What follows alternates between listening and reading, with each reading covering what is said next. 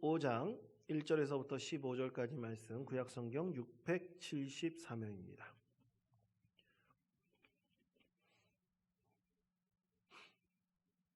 역대하 15장 1절에서부터 15절까지 말씀을 저와 함께 교독하겠습니다. 제가 먼저 읽겠습니다. 하나님의 영이 오데스의 아들 아사랴에게 임하시매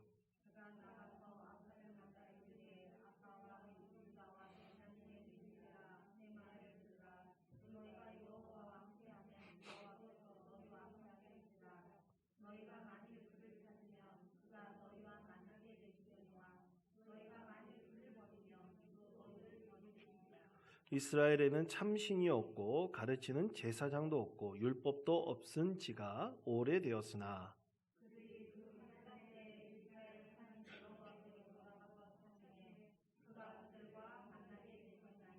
그때 온 땅의 모든 주민이 크게 요란하여 사람의 출입이 평안하지 못하며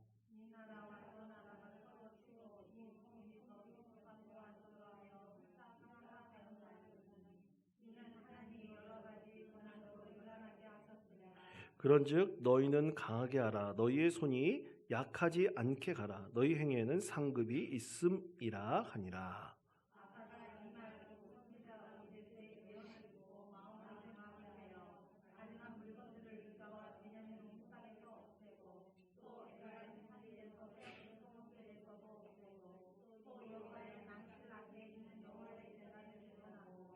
또 유다와 베냐민의 무리를 모으고 에브라임과 므낫세와 시므온 가운데에서 나와서 저희 중에 머물러 사는 자들을 모았으니 이는 이스라엘 사람들이 아사의 하나님 여호와께서 그와 함께 하심을 보고 아사에게로 돌아오는 자가 많았음이더라.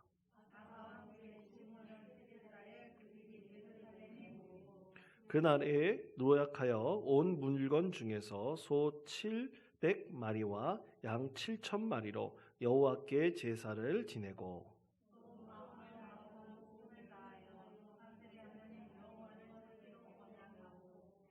이스라엘의 하나님 여호와를 찾지 아니하는 자는 대소남녀를 막론하고 죽이는 것이 마땅하다 하고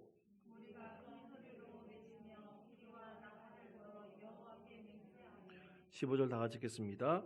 온 유다가 이 맹세를 기뻐한지라 무리가 마음을 다하여 맹세하고 뜻을 다하여 여호와를 찾았으므로 여호와께서도 그들을 만나 주시고 그들이 사방에 평안을 주셨더라. 아멘. 그럼 조선 말기 격동의 시대에 사회를 개혁하고 이 조선이란 나라를 빨리 근대화하려고 하는 세력들이 있었습니다. 역사 시간은 아니지만 우리 잠시 역사를 공부한다고 한번 생각해 보시고 우리 학교 때 배웠던 것을 한번 잘 생각해 보시기 바랍니다. 거기서 이제 세 부류의 운동이라 그럴까요? 그 파라 그럴까요? 그 무리들이 생겨났는데 첫째는 우리가 너무나 잘 아는 동학 농민혁명이 일어났습니다. 이 전봉주를 중심으로 한 이 자주적인 개혁을 이루자라고 하는 그 무리들이 일어나게 되었고요. 두 번째는 위정척사파라고 하는 그런 무리들이 있었습니다. 이들은 뭐냐면 당시 이 조선은 누구를 받들고 있었습니까? 청나라를 받들고 있었잖아요. 그래서 청나라 중심으로 해서 사회를 변혁시켜야 된다.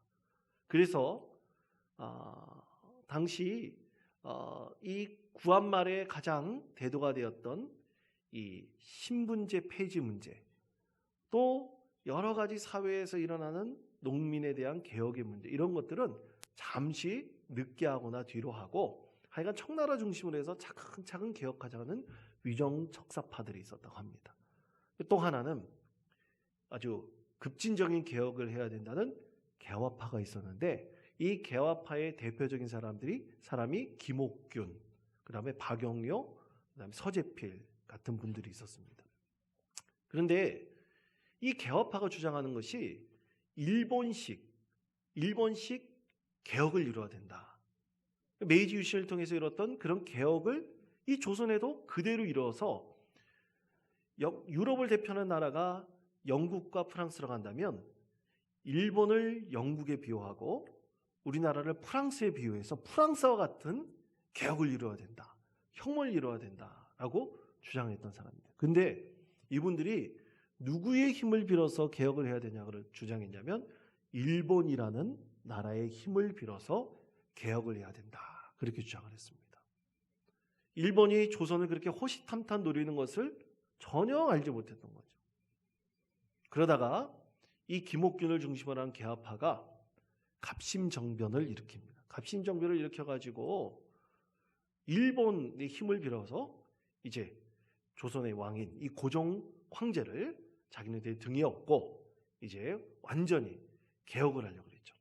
그래서 수구 세력들을 처단하는 그런 사건을 일으킵니다. 그것이 갑심정변이에요. 근데 갑심정변을 통해서 정말 정권을 잡았느냐? 잡긴 잡았지만 3일천하로 끝나버리게 됩니다. 3일천하로 끝나버려서 이번 김옥균은 다른 나라로 망명을 하는데 10년 동안 도망다니다가 결국 고종이 보낸 자객에 의해서 죽임을 당하는 그런 아픈 역사가 있습니다. 근데 보통 분이 이렇게 제가 설교 때나 이럴 때 말씀드리면 성도님들이 그런 분이에요. 아니 목사님은 어떻게 그런 걸 다 아세요? 그런 분이 있어요. 저도 잘 모르는데 설교하려고 공부한 겁니다. 그런데 이 개화파의 김옥균에 대한 이 개화를 그러니까 변혁을 중심으로 한 이 김옥균에게 큰 영향력을 미쳤던 사상이 있었다고 합니다. 그것이 바로 기독교 사상이에요. 그래서 기독교 역사 가운데서 이 김옥균에 대해서 재조명을 하고 또 연구하는 학자들이 그가 일본의 그 개혁을 받아들여서 조선을 변화시키려고 할 때 그에게 지대한 영향을 미쳤던 것이 바로 기독교 신앙이었다라고 합니다. 그런데 그가 예수님을 믿었는지 또 영접했는지는 확실하진 않아요. 그런데 그가 주장했던 내용들을 보면 기독교의 그 아주 새로운 문명을 받아들여 가지고 가장 먼저 의료 사업을 한다든지 또 교육 사업을 한다든지 그래서 조선을 온전하게 변화시켜야 된다. 그렇게 주장을 많이 했다고 합니다. 그래서 그에게 큰 영향을 미친 것이 기독교였어요.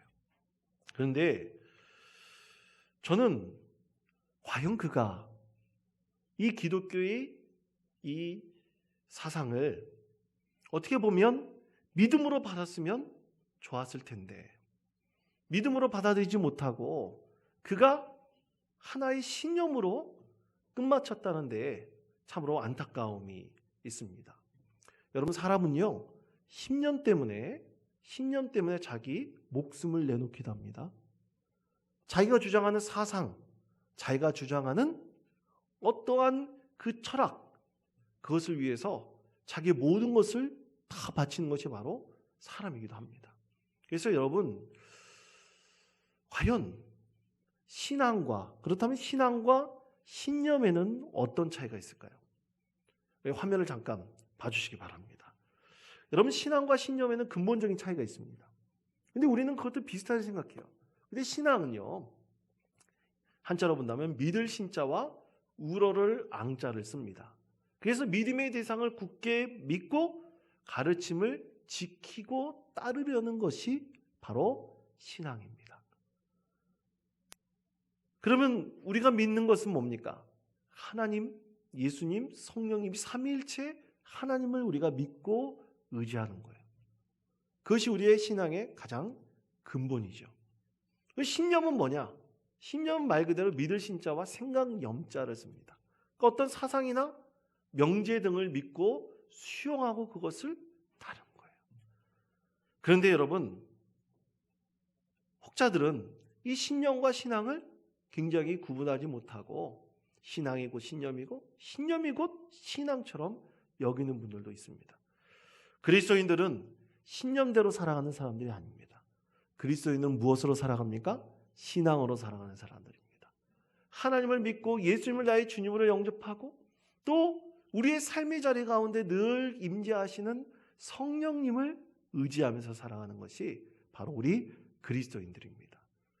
그래서 우리 그리스도인들은 결코 신념이 신앙을 뛰어넘을 수가 없습니다. 신념이 신앙보다 앞설 수가 없는 거예요.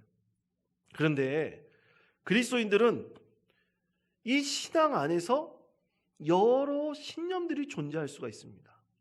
그런데 자칫 잘못하면 이 신념이 더 중요한 것처럼 우리 신앙생활 하다 보면 더 여길 수가 있는 거예요. 절대로 여러분 신앙보다 신념이 우선할 수가 없습니다. 우리 믿는 신앙 안에서도 서로 많은 무리들이 있을 수가 있어요. 주장하는 것이 다 다를 수가 있습니다. 그런데 그것이 결코 우리 안에서 하나 되는 믿음의 공동체를 이루고 또 하나님 뜻을 이루어서 이 세상과 또 우리가 이 세상의 모든 생이 다한 이후에 천국으로 가는 소망 가운데 있는 우리 신앙을 더욱더 앞설 수가 없다는 것입니다.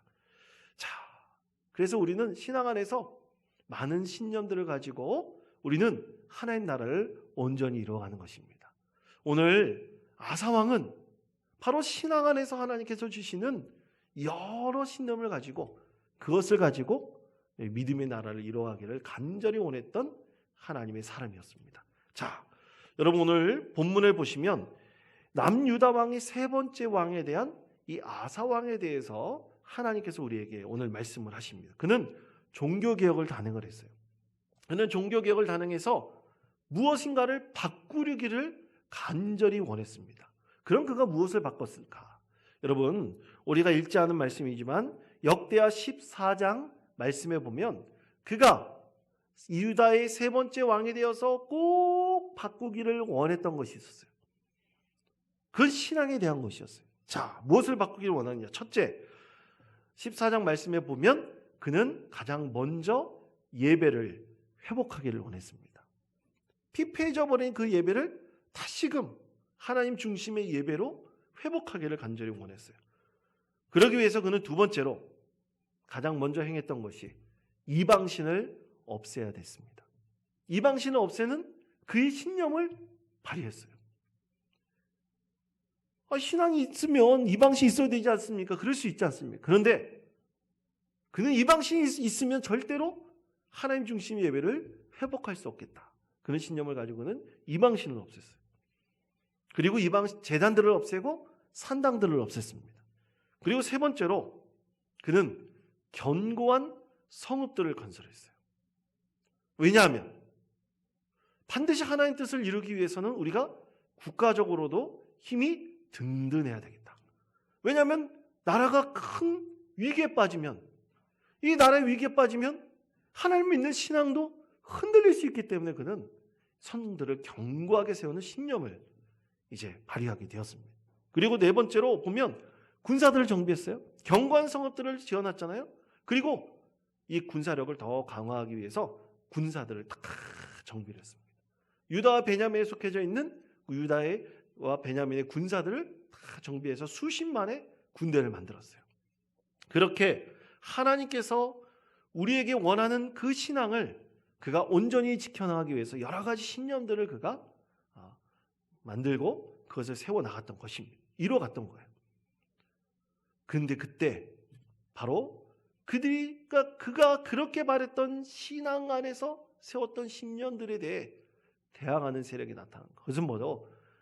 오늘 우리가 말씀에 있는 말씀이지 앞에 있는 말씀이지만 이 구스 사람 세라가 100만 대군을 이끌고 이 예루살렘을 쳐들어온 것입니다.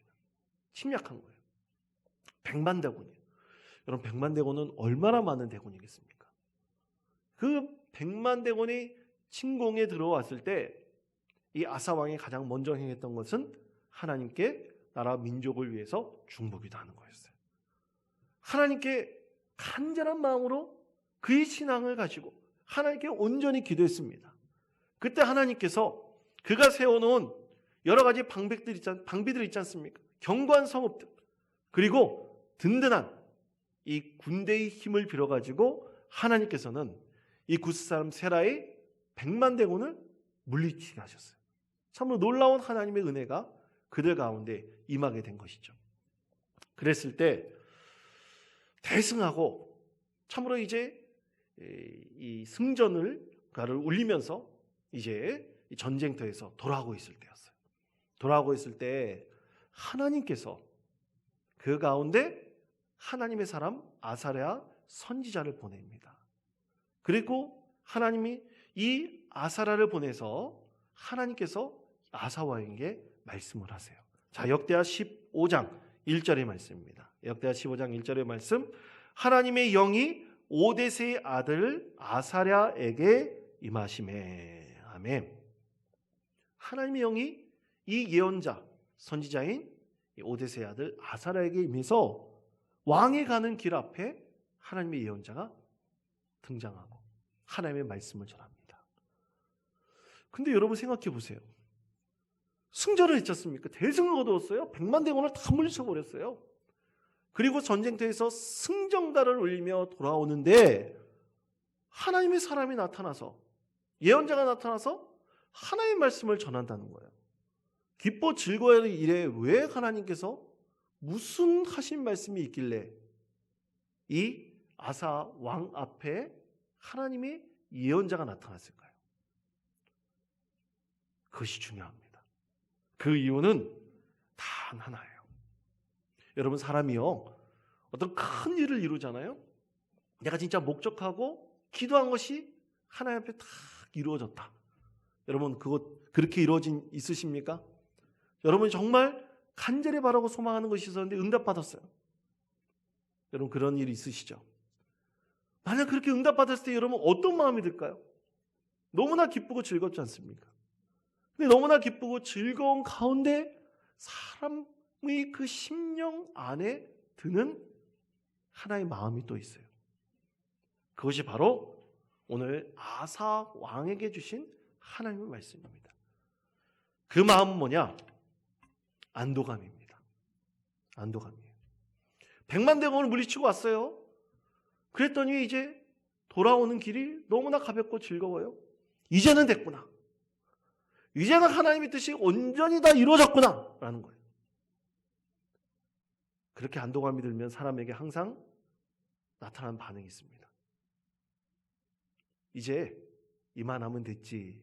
그러면서 지금까지 아사 왕이 행했던 모든 예배를 중심으로 회복하고 또 견고한 성읍을 짓고 군대를 재정비하고 또 하나님 중심의 신앙을 세워나가기 위해서 모든 이방신들과 제단을 다 없애버렸던 것을 이제는 그만둬도 되겠다. 멈춰버리는 거예요. 큰 일을 겪고 난 이후에 하나님께서 주신 큰 축복을 얻고 난 이후에 보통 우리 믿음의 사람들 가운데도 일어날 수 있는 아주 중요한 영적인 반응입니다. 그렇게 되다 보면요, 하나님과 우리 사이가 점점 멀어지게 돼요. 멀어지게 되고 이제는 그것이 서서히 벌어져서 이제는 메울 것이 부족하게 됩니다. 무엇으로 메워야 될까 알 수 없게 됩니다. 그래서 하나님께서 나타나셨어요. 하나님께서 나타나셔서 이 오데스의 아들 아사랴를 통해서 하나님께서 아사왕에게 다시 한번 말씀하는 거예요. 다시 한번 마음을 정비하고 새롭게 하여서 하나님 뜻을 온전히 이루라 말씀하신 것입니다. 자, 그것에 대해서 우리 하나님 말씀 역대하 15장 7절의 말씀입니다. 역대하 15장 7절의 말씀. 우리 다 같이 한 목소리로 읽겠습니다. 시작. 그런즉 너희는 강하게 하라. 너희의 손이 약하지 않게 하라. 너희의 행위에는 상급이 있음이라 하니라. 아멘. 이제 돌아와서 다 이뤘다고 생각하려고 했더니 하나님께서 탁 나타나서 경고하신 거예요. 멈추면 안 된다. 너희 마음을 강하게 하라. 너희 손을 약하지 않게 하라. 네가 이루려고 하는 그것을 온전히 이루어라. 하나님께서 말씀하신 것입니다. 여러분, 시험 볼 때 보통 공부 잘하는 아이와 공부 못하는 아이가 딱 나눠지는 게 있어요. 공부 잘하는 아이는 내가 조금만 더 열심히 해야지. 여기서 멈추지 말고 조금만 더 해야지. 조금만 더 해야지. 그러다 보면 조금만 약한 게 보여요. 그래, 이것을 채워나가야지. 조금만 더 해야지. 조금만 더 해야지. 그러는데 공부 못하는 아이는 이 정도만 했으면 됐지 뭐. 이 정도만 하면 됐어. 그러면서 그냥 거기서 멈춰버리는 거예요. 바로 그것입니다. 우리 신앙에 있어서도 마찬가지입니다. 오늘 하나님께서 아사 왕에게 말씀하신 것은 바로 이것이에요. 네가 널 통해서 이루신 하나님의 뜻을 온전히 이루라고 말씀하신 것입니다. 그때 이 아사 왕이 하나님 앞에 가졌던 두 가지 마음이 있어요. 하나님께서 이렇게 아사랴 선지자를 통해서 주신 그 말씀을 듣고 그가 두 가지를 다시 한번 하나님 앞에 그의 마음을 내어놓습니다. 첫 번째는 하나님을 향한 변치 않는 마음입니다. 그가 처음 지녔던 그 하나님을 향한 변치 않는 마음을 내게 달라고 하나님께 간절히 기도했어요. 자, 역대하 15장 8절에서부터 9절까지 말씀입니다. 자, 15장 8절에서부터 9절까지 말씀 좀 길지만 우리 다 같이 한 목소리로 봉독하겠습니다.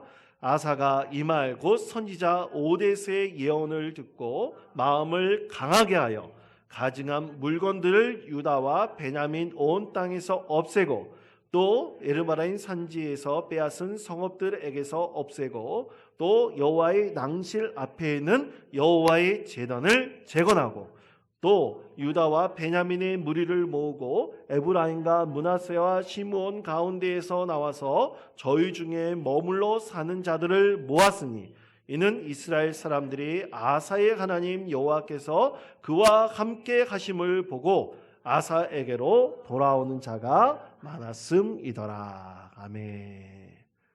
자, 변치 않은 마음을 하나님 앞에 다시 한번 결단하고 내어놓습니다. 자, 그럼 그 변치 않은 마음이 뭐냐? 여러분 그 역대가 우리가 읽었던 15장 8절에서부터 9절까지 해서 그대로 말씀하고 있어요. 자, 아사가 이 말을 듣고 하나하나 우리가 따져보겠습니다. 아사가 이 말을 듣고 선지자 오데스의 예언을 들은 다음에 첫 번째, 마음을 강하게 했어요. 마음을 강하게 했습니다. 사단이 그의 마음에 들어와서 그의 마음을 변하려고 할 때 이제 굳건한 신앙을 지키겠다는 마음을 강하게 했어요. 첫 번째. 두 번째, 가져간 물건들을 유다와 베냐민 온 땅에서 없앴어요. 에브라임 산지에서도 없앴다 그랬어요. 자, 우상 없애는 거예요. 아까 처음에 이제 아사 왕이 새로운 믿음을 그의 나라 가운데 선포하고 행할 때 가장 먼저 갔던 예배를 회복이라고 그랬잖아요. 가장 먼저가 예배를 회복했는데 마음을 강하게 한 거예요. 그것에 대해서 다시 한번 마음을 강하게 한 것입니다. 두 번째, 우상을 없앴다고 그랬죠. 모든 산당과 제단을 다 없애버렸다고 그랬잖아요. 다시 한번 마음을 굳게 잡은 거예요. 세 번째, 여호와의 제단을 재건했어요. 바로 예배를 회복한 것입니다. 그리고 네 번째는 이제 다시 또 그런 무리들이 침략해 들어왔을 때 이 유다의 나라를 든든하게 세워나가려고 위해서 다시 한번 군대를 재정비했어요. 유다와 베냐민의 무리를 모으고 에브라임과 므낫세와 시므온 가운데서 나와서 저희 중에 머물러 사는 자들을 다 모았다 그랬어요. 다시 한번 재정비하고 그의 마음을 편치 않게 다시 한번 강하게 붙들고 하나님 앞에 결단한 거예요. 그랬더니 하나님께서 얼마나 그에게 축복을 주셨냐면, 자, 역대하 15장 9절 뒷부분의 말씀, 하반부분의 말씀을 보십시오. 아사의 하나님 여호와께서 그와 함께 하심을 보고 아사에게로 돌아오는 자가 많았음이더라. 아멘. 아사를 따르는 많은 백성들과 그리고 고관들과 신하들이 있어가지고 그의 신령과 그의 모든 마음을 함께하는 사람들이 많아졌다는 거예요. 하나님께서 이러한 변치 않은 마음을 아사 왕에게 주셨을 때 하나님께서는 참으로 놀라운 은혜와 축복을 이 아사 왕에게 부어주셨던 것입니다. 여러분, 우리 신앙생활에서도 참된 믿음으로 이 세상을 살아가려고 애쓰는 참 많은 그리스도인들이 있습니다. 하나님께서 그 그리스도인들을 반드시 축복하실 것이라고 믿습니다. 여러분, 그들이 바로 교회를 새롭게 하고 우리 신앙인들에게 선한 영향력을 미치는 거예요. 그들이 신앙에 보면 참 우리 마음이 부끄러워지기도 하고 숙연해지기도 합니다. 저분과 같은 믿음을 가졌으면 좋겠다. 저분과 같이 신실한 믿음의 삶을 살았으면 좋겠다. 저분처럼 기도하면서 은혜를 얻고 하나님께서 응답해 주시는 기쁨을 누렸으면 좋겠다. 여러분, 그것이 우리에게 드는 참으로 하나님을 향한 변치 않는 우리의 마음이 돼야 됩니다. 그 마음을 갖는 사람에게 하나님께서 반드시 복을 주시는 거예요. 그렇게 하나님께서는 변치 않는 그리스도인들을 통해서 하나님께서 반드시 은혜를 베풀어 주십니다.